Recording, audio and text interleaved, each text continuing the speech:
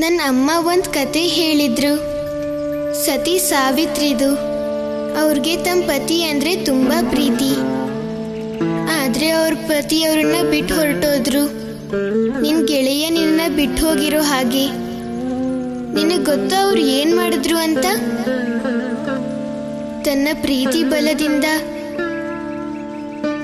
ತಮ್ಮ ಪತಿ ಪ್ರಾಣನ ಯಮರಾಜನಿಂದ ಹಿಂದೆ ಪಡೆದ್ರು. ಈ ಕಥೆಯ ಅರ್ಥ ಏನು? ನಿನ್ಗೂ ನಿನ್ ಪ್ರೀತಿ ಮೇಲೆ ಅಷ್ಟೇ ಭರವಸೆ ಇದೆಯಾ? ಸತಿ ಸಾವಿತ್ರಿಗಿರೋ ಅಷ್ಟು? ಖಂಡಿತ ನನಗೆ ನನ್ನ ಪ್ರೀತಿ ಮೇಲೆ ತುಂಬಾ ಭರವಸೆ ಇದೆ. ಹಾಗಾದ್ರೆ ಅದೇ ಭರವಸೆಯಿಂದಾನೇ ನಿನ್ ಗೆಳೆಯನ್ನ ಕರಿ.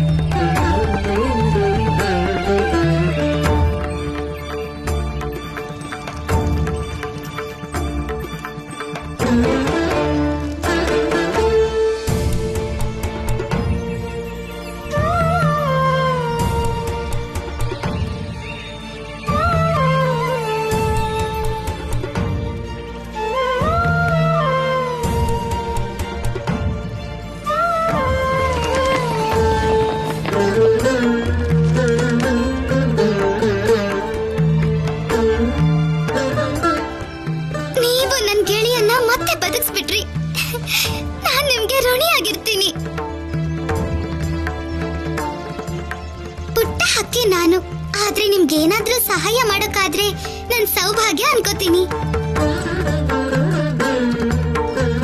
ಪರಸ್ಪರ ಸಹಾಯನೇ ನಮ್ಮ ಈ ಪ್ರಕೃತಿಯ ನಿಯಮ. ಮತ್ತಿದೇ ಅದರ ಅಸ್ತಿತ್ವದ ಆಧಾರನು. ನಾವು ಒಂದು ಔಷಧಿನ ಹುಡುಕ್ತಾ ಇದ್ದೀವಿ. ಆ ಔಷಧಿಯಿಂದ ಸಂಗೀತದ ಸ್ವರ ಕೇಳಿ ಬರುತ್ತೆ. ನನಗೆ ಗೊತ್ತಿದೆ ಆ ಔಷಧಿ ಎಲ್ಲಿದೆ ಅಂತ.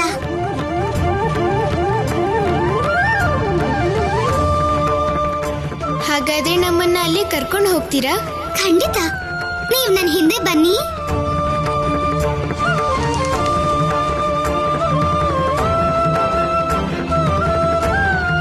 ಹೋಗೋಣ ಗೆಳತಿ.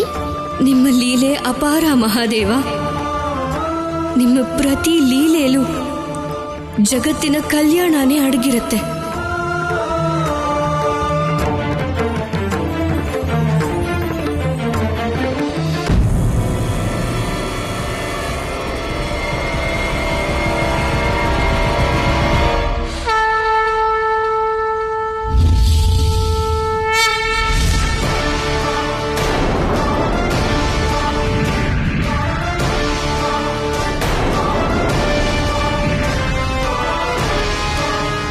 ಸಹೋದರ ನಾರಾಯಣ, ನೀವು ಚಮತ್ಕಾರನೇ ಮಾಡಿದ್ರಿ.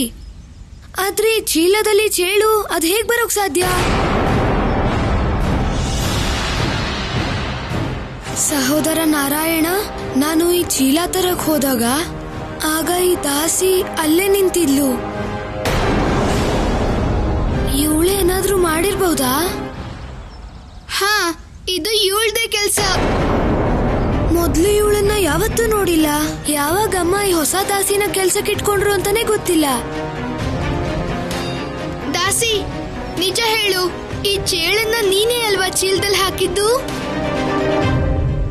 ಹೌದು, ನಾನೇ ಹಾಕಿದ್ದು. ಯಾರ್ ನೀನು?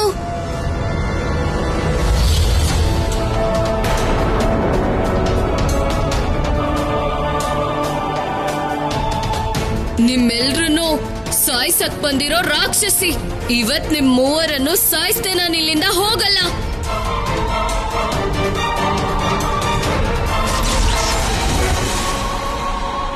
ಹೋಗು ಗದೆ, ಹೋಗಿ ಈ ರಾಕ್ಷಸಿನ ಸಂಹಾರ ಮಾಡ್ಬಿಡು.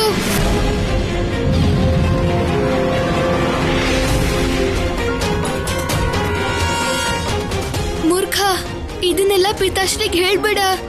ಗೊತ್ತಾದ್ರೆ ಸುಮ್ನೆ ತೊಂದ್ರೆ ಆಗತ್ತೆ.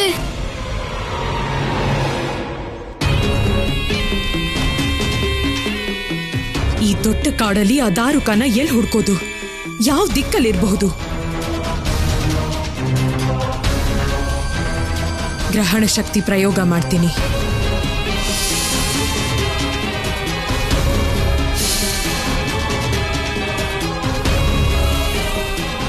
ಅವಳಿರೋ ದಿಕ್ಕು ಗೊತ್ತಾಗ್ತಿದೆ. ಉತ್ತರ ದಿಕ್ಕಿನಲ್ಲಿ ಇದ್ದಾಳೆ ಅವಳು. ಅಲ್ಲಿ ಹೋಗಿ ಹುಡುಕ್ತೀನಿ.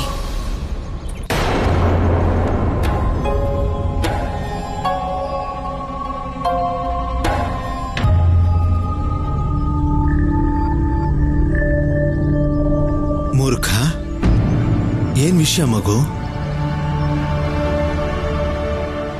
ನನ್ ಗೆಳೆಯ ಶಿವ ಹೇಳ್ತಾನೆ ಅಪ್ಪ ಅಮ್ಮನಿಂದ ಯಾವುದೇ ವಿಷಯನೂ ಮುಚ್ಚಿಡಬಾರ್ದು ಅಂತ. ಮೂರ್ಖ, ಬೇಡ. ನಾರಾಯಣ, ಏನಾಯ್ತು ಮಗು? ಏನೂ ಇಲ್ಲ ಪಿತಾಶ್ರೀ. ನನ್ನ ಕ್ಷಮಿಸ್ಬಿಡು ನಾರಾಯಣ. ನಾನು ಶಿವನ ಗೆಳೆಯ. ನಾನು ಅಪ್ಪಂಗೆ ನಿಜ ಹೇಳಲೇಬೇಕು.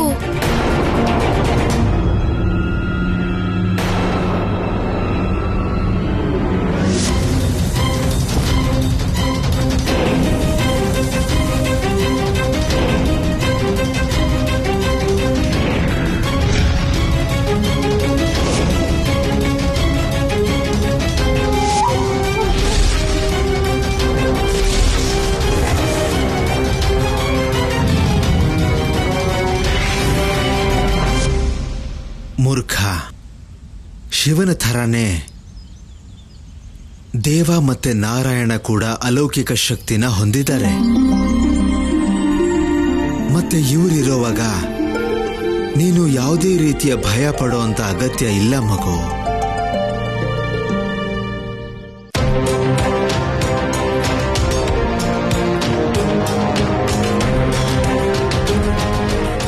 ಆಯ್ತು, ನಾವು ಔಷಧಿ ಇರೋ ಜಾಗಕ್ಕೆ ಇನ್ನೇನ್ ಬಂದ್ಬಿಟ್ವಿ. ಸ್ವಲ್ಪ ದೂರದಲ್ಲಿ ಇದೆ ಅದು.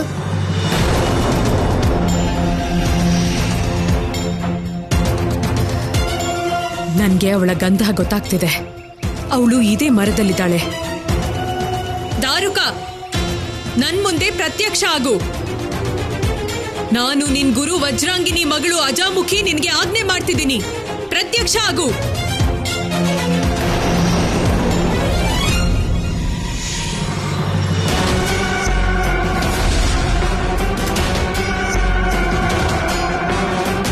ದಾರುಕ, ನೀನು ಬಚ್ಚಿಟ್ಕೊಳಕ್ಕಾಗಲ್ಲ. ನನ್ ಮುಂದೆ ಪ್ರತ್ಯಕ್ಷ ಆಗು. ಇಲ್ದಿದ್ರೆ ನಾನು ಈ ಮರನ ಸುಟ್ಟು ಹಾಕ್ಬಿಡ್ತೀನಿ. ಸುಟ್ಟು ಹಾಕ್ತೀನಿ ಈ ಮರನ. ನಾನು ಹೊರಗಡೆ ಬರೋಕ್ಕಾಗಲ್ಲ. ಆದ್ರೆ ಯಾಕೆ? ಯಾಕಂದ್ರೆ ನಾನು ತಪಸ್ಸಲ್ಲಿದ್ದೀನಿ. ತಪಸ್ ಆಮೇಲ್ ಮಾಡು. ಈಗ ನಿನ್ನ ಗುರುಪುತ್ರಿ ಅಜಾಮುಖಿಗೆ ನಿನ್ನ ಅವಶ್ಯಕತೆ ಇದೆ. ಸರಿ, ಹೇಳಿ, ನಿಮ್ಗೆ ನನ್ನಿಂದ ಏನ್ ಸಹಾಯ ಆಗ್ಬೇಕು? ನನ್ಗೆ ಅಮ್ಮ ಹೇಳಿದ್ದಾರೆ ನೀನು ಪಾರ್ವತಿ ಭಕ್ತೆ ಅಂತ. ಅದು ಸತ್ಯ. ಮತ್ತೆ ನಿನ್ಗೆ ವರ ಕೂಡ ಸಿಕ್ಕಿದೆ. ಯಾವಾಗ ನೀನು ಪಾರ್ವತಿನ ನಿನ್ ರಕ್ಷಣೆಗಾಗಿ ಕರೆದ್ರೂ ಅವಳು ನಿನ್ ಮುಂದೆ ಬರ್ತಾಳೆ ಅಂತ. ಅದು ಕೂಡ ಸತ್ಯನೇ. ಹಾಗಾದ್ರೆ ಕರಿ ಪಾರ್ವತಿನ ನಿನ್ ಹತ್ರ. ಯಾವಾಗ್ಲೂ ಅವಳು ಇಲ್ಲೇ ಇರೋ ಹಾಗೆ ನೀನ್ ಮಾಡು. ಸರಿ, ಪಾರ್ವತಿನ ನಾನು ಕರೀತೀನಿ. ಆದ್ರೆ ಈಗಲ್ಲ, ನನ್ನ ತಪಸ್ಸು ಪೂರ್ತಿ ಆದ್ಮೇಲೆ. ಇಲ್ಲ, ನೀನು ದೇವಿ ಪಾರ್ವತಿನ ಈಗ್ಲೇ ಕರಿಬೇಕು ನಿನ್ ರಕ್ಷಣೆ ಮಾಡೋದಕ್ಕೆ. ಮತ್ತಿಲ್ಲೇ ಇರೋದಕ್ಕೆ ಹೇಳಲೇಬೇಕು ನೀನು. ದಾರುಕ, ಕೇಳ್ತಿದ್ಯಾ ನನ್ ಮಾತನ್ನ? ದಾರುಕ, ಈಗ ನನ್ನ ಹತ್ರ ಸಮಯ ಇಲ್ಲ, ಹಾಗಾಗಿ ಸುಮ್ನೆ ಇದ್ದೀನಿ. ಆದ್ರೆ ನನ್ ಮಾತ್ ಕೇಳ್ದೆ ಇರೋದಕ್ಕೆ ನಾನ್ ನಿನ್ಗೆ ಶಿಕ್ಷೆ ಖಂಡಿತ ಕೊಟ್ಟೆ ಕೊಡ್ತೀನಿ.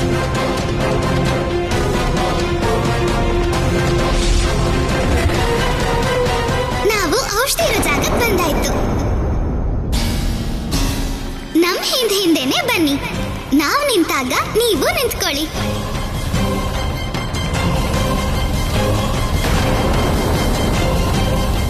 ಇವ್ರಿಬ್ರು ಔಷಧಿ ಹತ್ರ ಬರ್ತಿದ್ದಾರೆ.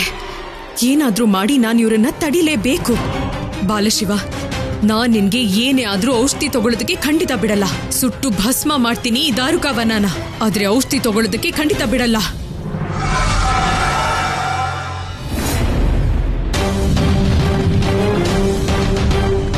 ಹೋಗು ಅಗ್ನಿಪಿಂಡ, ನಾನ್ ನಿನ್ಗೆ ಆಜ್ಞೆ ಮಾಡ್ತಿದ್ದೀನಿ.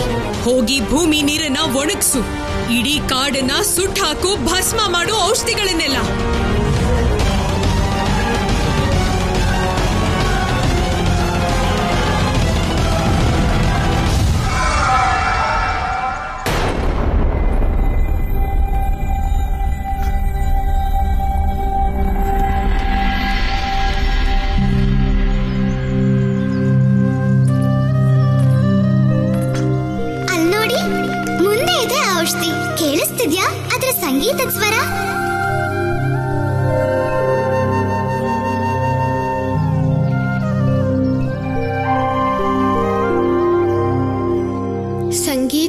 ಮಧುರ ಧ್ವನಿ ಕೇಳ್ತಿದ್ದೆ ಗೆಳತಿ. ಈಗ ನಂದಿ ಪ್ರಾಣ ಉಳಿಯತ್ತೆ.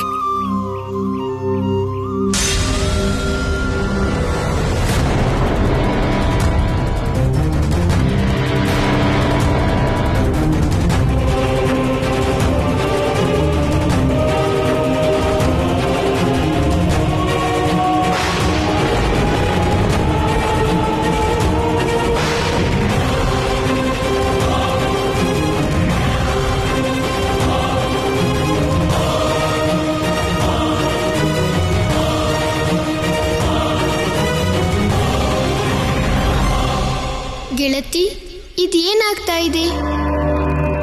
ಇದ್ದಕ್ಕಿದ್ದ ಹಾಗೆ ಕಾಡಿಗೆ ಈ ಸ್ಥಿತಿ ಯಾಕೆ ಬಂದಿದೆ? ಇದು ಖಂಡಿತ ತಾನು ಸೋತಿರೋದಕ್ಕೆ ಕೋಪದಲ್ಲಿರೋ ಆ ತಾರಕಾಸುರ ಮಾಡಿರೋ ವಿನಾಶಕಾರಿ ಕೆಲ್ಸಾನೆ. ನಮ್ಗೆ ಔಷಧಿ ಸಿಗಬಾರ್ದು ಅಂತ ಮಾಡಿದ್ದಾನೆ. ಇದಂತೂ ತುಂಬಾ ಕೆಟ್ಟದಾದ ಯೋಚನೆ ಅಲ್ವಾ ಗೆಳತಿ? ಮೋಸಗಾರನ ಯೋಚನೆ ಯಾವತ್ತೂ ಕೆಟ್ಟದಕ್ಕೆ ಜನ್ಮ ಕೊಡೋದು ಗೆಳೆಯ. ಆದ್ರೆ ಗೆಳೆಯ, ಈ ಕಾಡ್ಗಿಚ್ಚು ನಿಲ್ದೇ ಇದ್ರೆ ಔಷಧಿ ಉಳಿಯೋದಿಲ್ಲ. ಔಷಧಿ ಸಂಪೂರ್ಣವಾಗಿ ನಾಶ ಆಗೋಕ್ ಮುಂಚೆ ನಾವದನ್ನ ತಗೋಬೇಕು. ಇಲ್ದೇ ಇದ್ರೆ ನಂದಿ ಜೀವ ಉಳಿಯಲ್ಲ. ಇಲ್ಲ ಗೆಳೆಯ,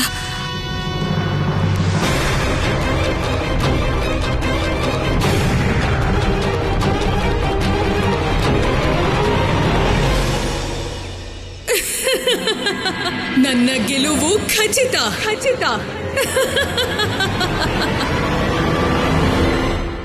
ಅರ್ಥ ಆಗ್ತಾ ಇಲ್ಲ. ನಾವಿದನ್ನ ತಡೆಯೋಕೆ ಏನ್ ಮಾಡ್ಬೋದು?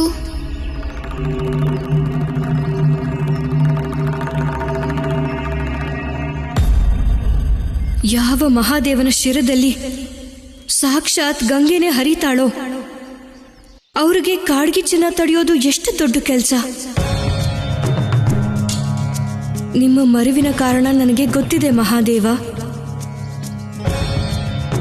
ಆದ್ರಿಂದ ಈಗ ನಿಮ್ಮ ಆದಿಶಕ್ತಿನೇ ನಿಮ್ಮ ಮರುವನ್ನ ದೂರ ಮಾಡ್ತಾಳೆ.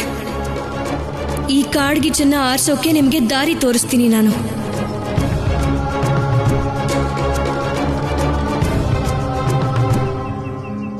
ಗೆಳತಿ, ಏನ್ ಯೋಚಿಸ್ತಿದ್ದೀರಾ? ದಾರಿ ಹೇಳಿ ನನ್ಗೆ. ಅದನ್ನೇ ಯೋಚಿಸ್ತಿದ್ದೆ ಗೆಳೆಯ. ಯಾವ ದಾರಿ ಸಿಕ್ತು? ನನ್ನ ಗೆಳೆಯ, ಸತ್ತಿರೋ ಹಕ್ಕಿನ ಜೀವಂತವಾಗಿ ಮಾಡೋದಾದ್ರೆ ಅದೇ ಇಚ್ಛಾಶಕ್ತಿಯಿಂದ ಈ ಕಾಡ್ಗಿಚ್ಚನ್ನ ತಡೆಯೋಕ್ಕಾಗೋದಿಲ್ವಾ? ಅದು ಜೀವಂತ ಆಗಿದ್ರಲ್ಲಿ ನನ್ ಶ್ರಮ ಇರ್ಲಿಲ್ಲ. ಆ ಪುಟ್ಟ ಹಕ್ಕಿ ಪ್ರೀತಿ ಮತ್ತೆ ಆ ಪ್ರೀತಿ ಮೇಲಿದ್ದ ವಿಶ್ವಾಸನೇ ಕಾರಣ. ಅಂದ್ರೆ ಇದ್ರ ಅರ್ಥ ವಿಶ್ವಾಸನೇ ಯಶಸ್ಸಿಗೆ ಮಂತ್ರ. ಅದೇನೋ ಸತ್ಯನೇ ಗೆಳತಿ. ನಂಬಿಕೆ ಮತ್ತೆ ವಿಶ್ವಾಸ ಇಲ್ಲದೆ ಸಾಮಾನ್ಯ ಸಮಾಜ ಕೆಲಸದಲ್ಲೂ ಕೂಡ ಸಫಲತೆ ಪ್ರಾಪ್ತಿಯಾಗೋದಿಲ್ಲ. ಅಂದ್ರೆ ವಿಶ್ವಾಸನೇ ಶಕ್ತಿ. ನಿಮ್ಮ ಮನ್ಸಲ್ಲಿ ವಿಶ್ವಾಸ ತಂದ್ಕೊಳ್ಳಿ, ಆಗ ನೀವು ಇದನ್ನ ಎದುರಿಸೋಕೆ ಸಾಧ್ಯ ಆಗತ್ತೆ. ಏನ್ ಮಾಡೋ ವಿಶ್ವಾಸ ತರೋದು? ಹೇಗಿದನ್ನ ತಡೆಯೋದು? ಆಕಾಶದಲ್ಲಿ ಮೋಡನೂ ಇಲ್ಲ, ನನ್ನ ವಿಶ್ವಾಸದಿಂದ ಈ ಮಳೆನೂ ಬರೋದಿಲ್ಲ. ನೀವು ಗಂಗೆನ ನಿಮ್ ಜೊತೆಗೆ ಬರೋಕ್ ಹೇಳಿ. ನನ್ ಜೊತೆಗೆ ಗಂಗೆ? ಗಂಗೆ ತುಂಬಾ ವಿಶಾಲವಾಗಿದ್ದಾಳೆ ಗೆಳತಿ. ಅವಳು ನನ್ನ ಅಥವಾ ಬೇರೆಯವ್ರ ಜೊತೆಗೆ ಹೇಗ್ ಬರೋಕ್ ಸಾಧ್ಯ? ನೀವು ನಿಮ್ಮ ಗಟ್ಟಿ ಮನಸ್ಸಿಂದ ಅವಳ ಆವಾಹನೆ ಮಾಡಿ ಅವಳಿಗೆ ಇಲ್ಲಿಗೆ ಬರೋದಕ್ಕೆ ಹೇಳಿ. ಮತ್ತೆ ಈ ಕಾಡ್ಗಿಚ್ಚನ್ನ ದೂರ ಮಾಡೋದಕ್ಕೆ ಹೇಳಿ. ಈ ಭೂಮಿನ ನೆನೆಸಿ ಮತ್ತೆ ಹಸಿರಾಗಿ ಮಾಡ್ತಾಳೆ.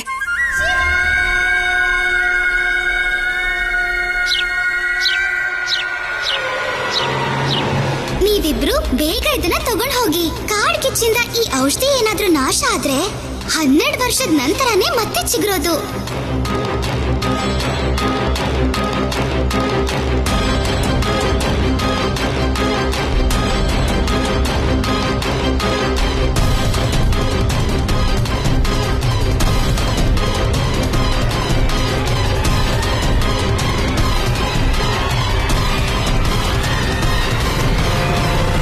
ಗೆಳೆಯ, ಈ ಸಮಯ ಯೋಚನೆ ಮಾಡೋದಕ್ಕಲ್ಲ, ಈ ಔಷಧಿನ ನಾವು ಪಡ್ಕೊಳ್ಬೇಕು. ಅದಕ್ಕೆ ಆತ್ಮವಿಶ್ವಾಸ ಅನ್ನೋ ಔಷಧಿನೇ ಉಪಾಯ. ನಂಬಿಕೆ ತಂದ್ಕೊಳ್ಳಿ ಗೆಳೆಯ.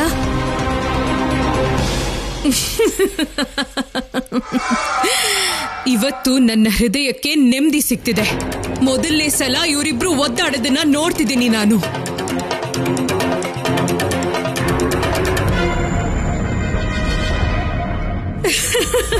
ಕಾಡ್ಗಿಚ್ಚು ಹೆಚ್ಚಾಗ್ತಿದೆ. ಇವರಿಬ್ರು ಏನೂ ಮಾಡೋಕ್ಕಾಗಲ್ಲ. ಔಷಧಿ ಎಲ್ಲ ನಾಶ ಆಗ್ತಿದೆ.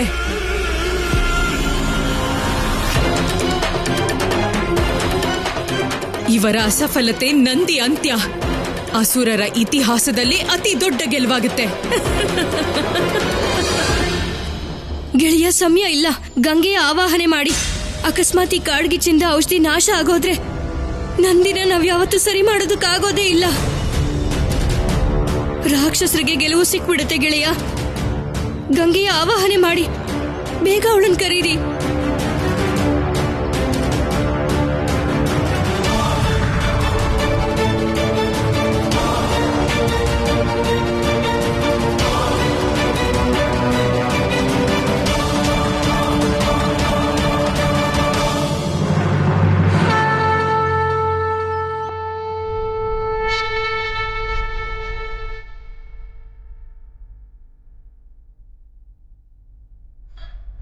ದೇವಿ ಗಂಗೆ, ನಾನು ಪೂರ್ತಿ ವಿಶ್ವಾಸದಿಂದ ನಿನ್ನ ಆಹ್ವಾನ ಮಾಡ್ತೀನಿ.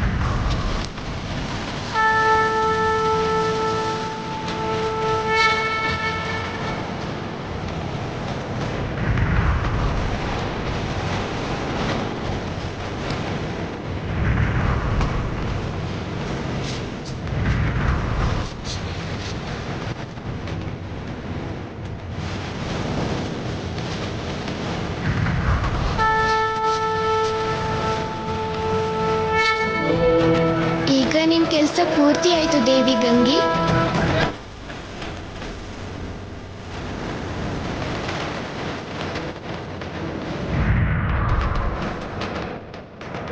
ಈ ಬಾಲಶಿವ ನನ್ನ ಕೆಲಸನೆಲ್ಲ ನಾಶ ಮಾಡ್ತಿದ್ದಾನೆ.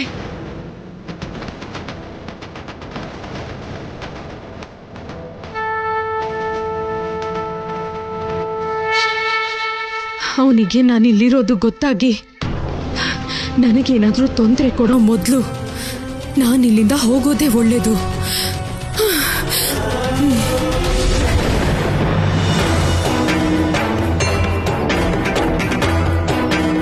ಇಲ್ಲಿರೋ ಎಲ್ಲಾ ಜೀವ ಜಂತು ಸದಾ ನಿಮ್ಗೆ ಕೃತಜ್ಞರಾಗಿರ್ತಾರೆ ಗೆಳೆಯ. ಈಗ ನಾವು ನಂದಿಗೋಸ್ಕರ ಔಷಧಿ ತಗೊಂಡು ಹೋಗೋಣ. ನಂದಿ ಮೂರ್ಛೆ ದೂರ ಮಾಡ್ಬೇಕಲ್ವಾ? ಖಂಡಿತ.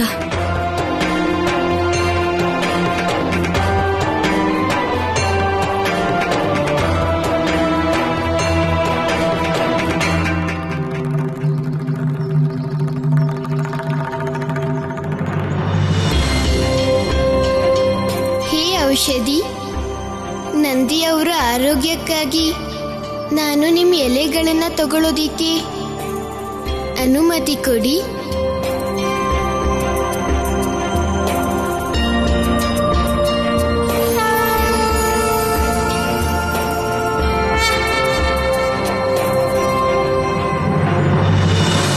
ಇನ್ನೇನು ಮಾತೆ ಮತ್ತು ಪ್ರಭು ಔಷಧಿನೇ ತಗೊಂಡು ಬರ್ತಾ ಇರಬಹುದು.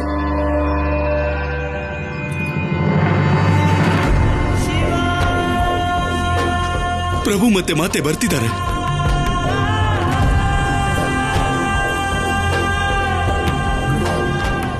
ಇದನ್ನೆಲ್ಲ ನಮ್ಮ ಪ್ರಭು ಮಹಾದೇವನೇ ಮಾಡೋದಕ್ಕೆ ಸಾಧ್ಯ.